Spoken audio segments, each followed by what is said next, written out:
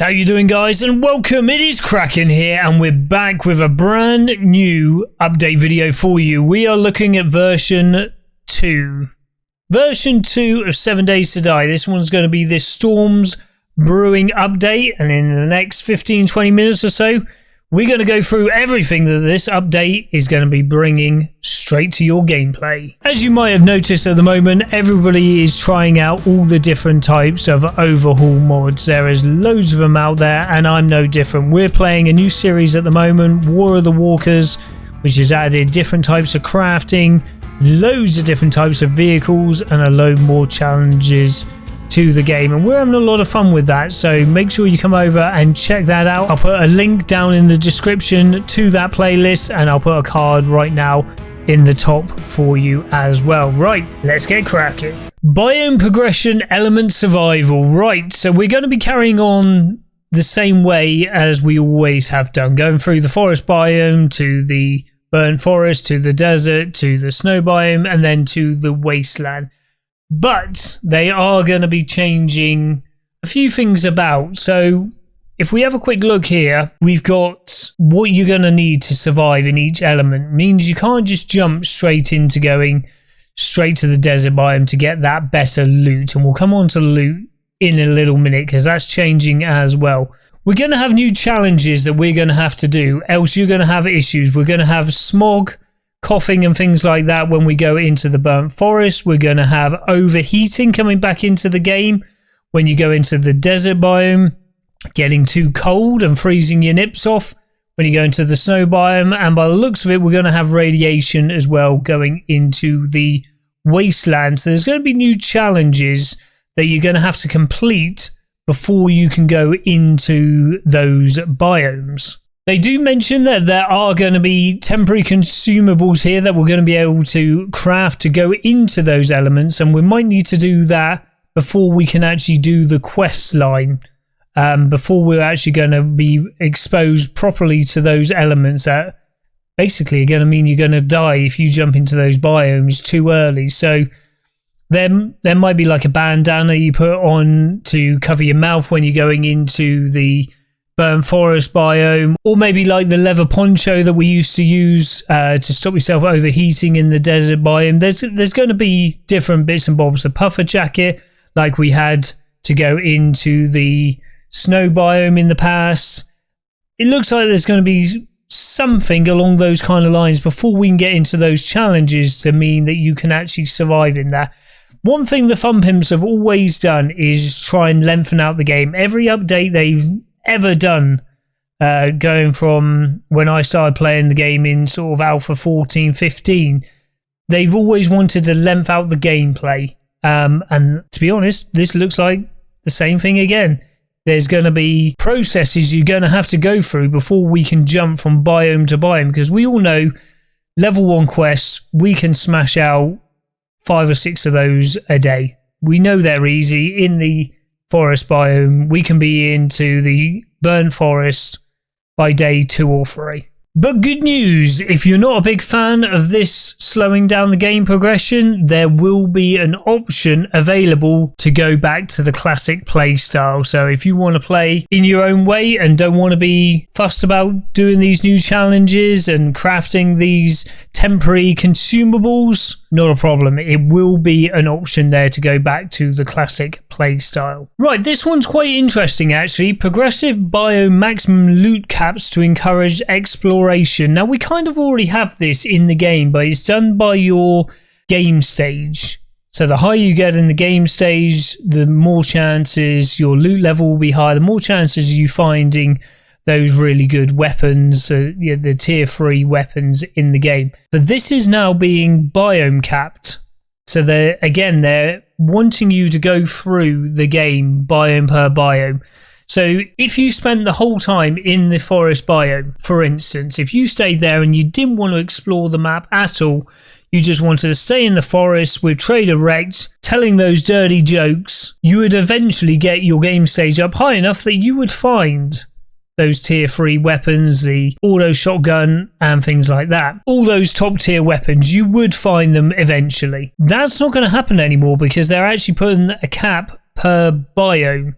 So now you're not going to have that option. Now, I don't know whether the game option is going to change that. It might do. It doesn't say whether it will or it won't. But now you're going to have to basically go and find that. So you might only find a double barrel shotgun in the burnt forest. That to me seems like quite a reasonable cap. When you go into the desert biome, you might get the pump shotgun, and you're not going to see an auto shotgun drop or be able to be looted anywhere until you get to the snow biome or even the wasteland biome. So that might be the way that they've capped it. You might only be able to find a tier 1 shotgun in the desert biome, and that's it. So I pretty much guarantee in the forest biome at the beginning, you're going to have your pipe weapons, and we're never going to find anything better than that. And then each biome that you go up and work your way through the game, you'll then find those better things. So it's basically encouraging you to explore the whole map. You're going to have to do stage by stage to get yourself to where you end up being able to survive. And this brings me straight on to the next bit. New higher game stage zombies. So each biome now is going to have special zombies dedicated to that biome. New higher game stage zombies. So now we're going back to game stage. There's going to be different levels of zombies getting harder as we go through. We've got the charged blue zombie and the infernal orange zombie. These are probably going to be the types of zombies that we're going to see in the snow biome and the wasteland biome. We already have feral zombies and radiated zombies, but now there's going to be even harder ones than that. And no doubt they're going to have some special attributes to them as well. Also, we have got a brand new zombie in the game. The new zombie in the game is going to be the Desert Spitter. We've got some concept art that I'll put up on the screen for you right now. We don't know how that's going to actually look in the game, but this has come straight from the Fun Pimps, and he's going to have some special attributes as well. Judging by his name, no doubt he's going to be spitting at you like the cops already spit at us. So, a lot more spitting, less swallowing.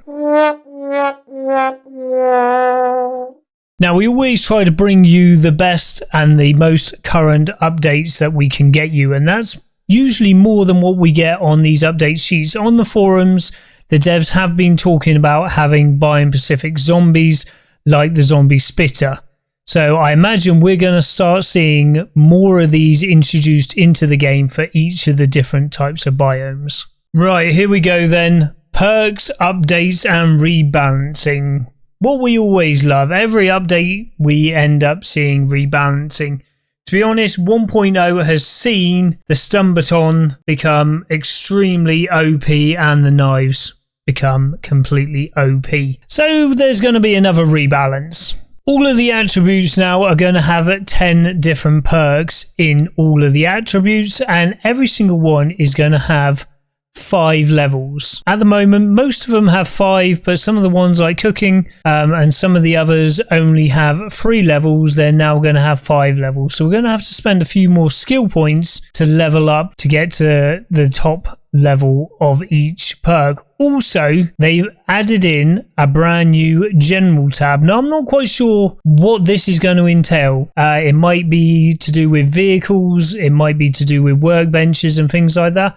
I'm not overly sure. It would be nice if this general tab would be to do with weapons. I can't see that happening. Personally, that's what I would like to see. Because sometimes if you're going into strength, I don't always want to be using the shotgun. So it would be nice if it was weapons, but I don't think it's going to be. I think it's going to be some of the just general things that we've got in there, like the workbenches, like the vehicles, things that basically everybody needs in the game is going to have its own tab. And like I say, there's going to be 10 perks to every single one of these. So they're all going to be balanced, that we've got the same amount of different perks in each one of the different sections. The devs have added a completely new book series, and that one's going to be for the sledgehammer. It's probably the worst weapon in the game. Not one that I enjoy using, but it is extremely strong in the later stages of the game.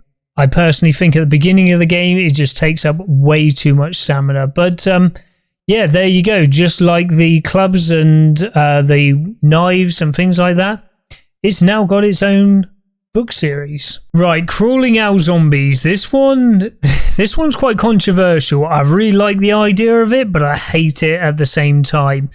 They've added the functionality that zombies can now spawn.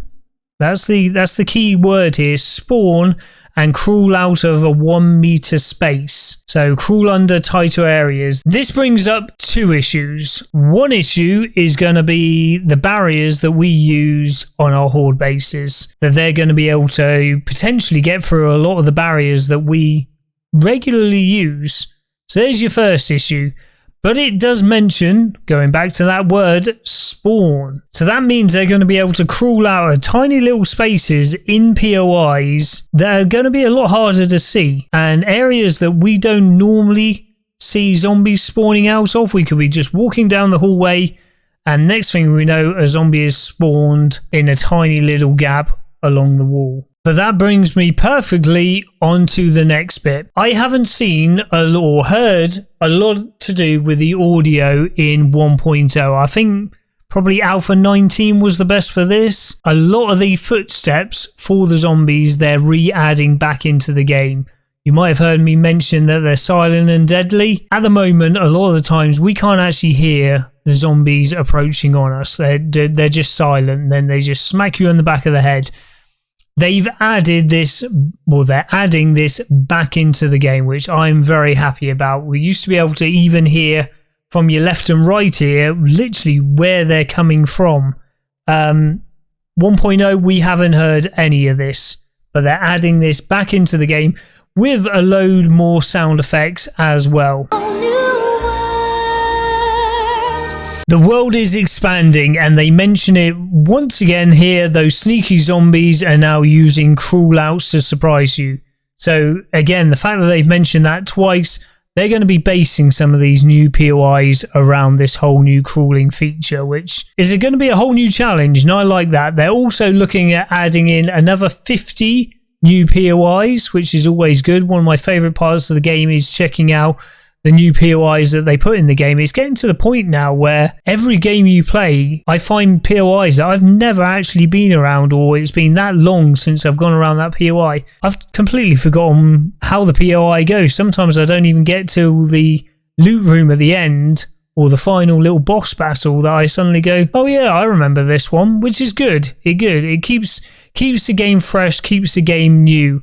We've added a variety of POIs to the wilderness. Wilderness POIs, they can be useful, but I don't tend to use them that much myself. But they've added in more remnants again. This is for the performance. Now, they spoke about this for 1.0 in the biggest cities with the skyscrapers, that they'll keep them slightly further apart so we don't have performance issues. So more remnants just means that we're going to have those tier 0 buildings with next to no zombies in, very low levels of loot, just to break up the biggest cities. So the performance in the middle of those cities should stay nice and high. Now, speaking of performance, they have done an update to all the trees and foliage in the game.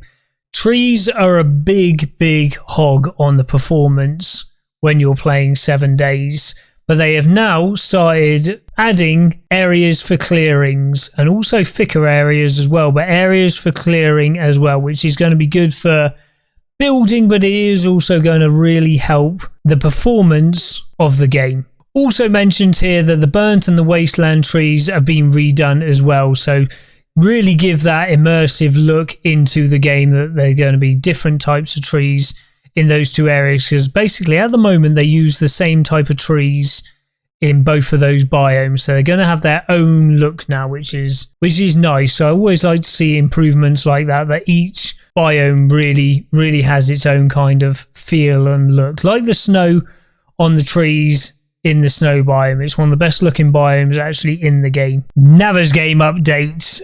I don't really get to play Navezgane that often anymore. When we got new random world gens into the game, that's kind of what I enjoy playing, because back in the day we only really had Navezgane, so I'd done it that many times now. It has greatly increased from back when I used to just play Navezgane and it was really the only game map to play. But they have updated it. I think that is mainly because of the amount of traveling time, because since they've added in the new biomes and the progression from the biomes, it's not really laid out in the best kind of way to get it. Obviously, when we do make our own custom maps, new random world maps, we have the forest in the middle, and then in each different direction we'll have another biome, so we can just move from biome to biome.